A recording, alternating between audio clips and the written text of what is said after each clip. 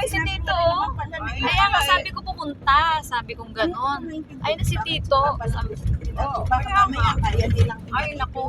napawag ka makikipag-usap Ng solo. Bago pag naging tanong siya, paano itong bahay, ano, hindi. Kakausapin ko muna mga nakakaalam niya. Oo. Ano muna.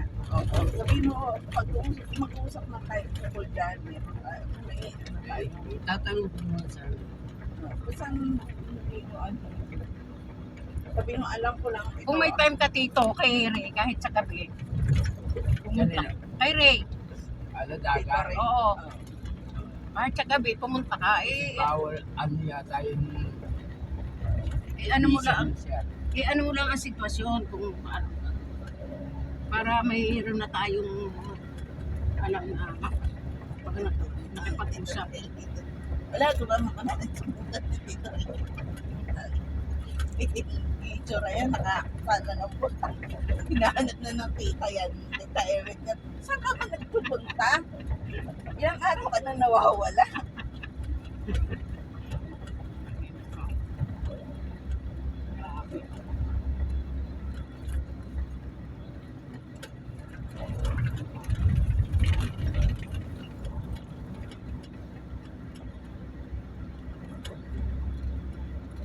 Ang anong oras ang dating niya sa San Jose niya? 9:30 siguro. Maaga pa. Tapos diretso ka na ng bukid. Sa time. Saan maganda mag-breakfast ha? In the rental. Saan ang gusto? Saan meron magandang breakfast? Diyan na kayo mag-breakfast. Oo, ano? Saan mo ang gusto? Doon sa kinailan La Gensol na lang. Sa Bukas sa na may yun. daan. Sa La Gensol. Ang aga. Kasi kung sa ano naman, tanghali na, kung kakalintaan kayo. Oo, para makapagkape doon. Ay, doon kay ano, doon tita.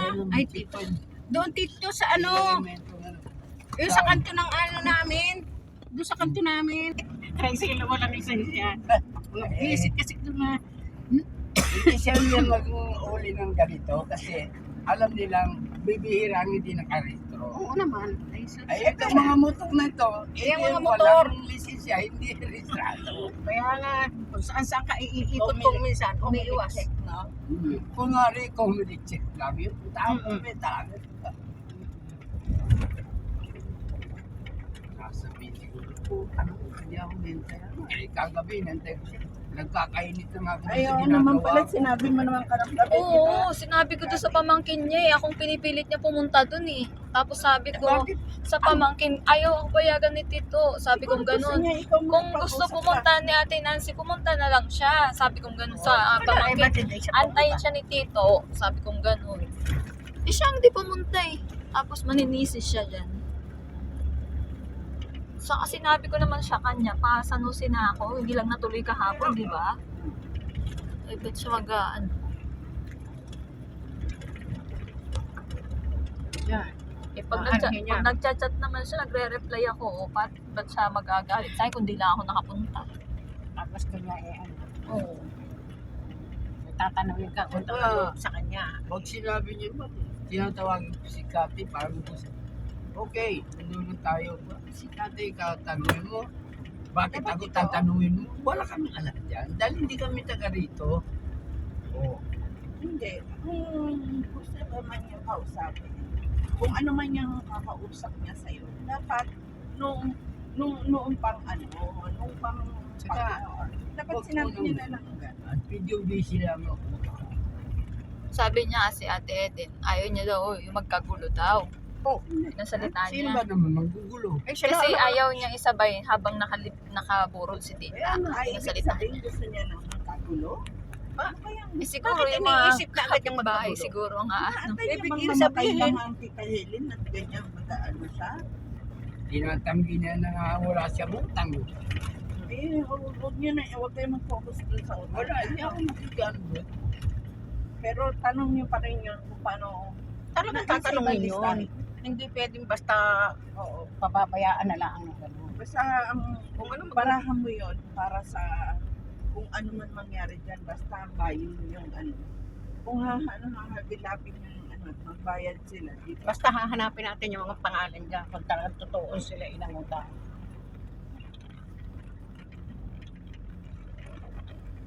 Eh, kasi mabibisto mo, no, malalaman. Alam naman na siguro niya na may listahan. For sure yan, alam niya listahan. Na yung mga tao na yung pinagsasabi niya pag tinanong. Kaya nga, oo. Tulad nga ano si Rosa na pagkalaki-laki daw ng utang. No, may rusa doon. Nung may nagtanong, 100. wala daw naman siya utang. Kaya nga, malalaman natin. Baka pinalabas na ni Rosa, pero siya talaga. Yun na nga, ganyan nga ang ginagawa niya. Pati si PA, may utang daw. May natitira parang 45,000. Ay, kaya malalaman natin. Sinong kung talagang totoo. Ay, di, yung vice mayor dati dito. Pati yung vice mayor. Oo. May utang daw. Lahat yan. Ngayon, nakalista pa na dyan. Lahat yan na hindi naman direct na nakakausap niya, di ba? Oo. At siya nga ang kumukuha ng pera. Dahil siya ang nasa munisipyo, Mm. sa Pitulyo. Pagka Eh, yung Rosa na yan, ano niya dyan sa Kapitolyo noon. sana yan, bahala, basta tayo. Hindi ho. Basta doon sa may kanto namin, DANR. Diyan sa right side. Yung kainan, Oo. Bagong kainan yun. papakarga muna ako ng kurudo dito sa amin. Diyan sa Petro. Saan ba yung pito? Diyan sa Bandarya.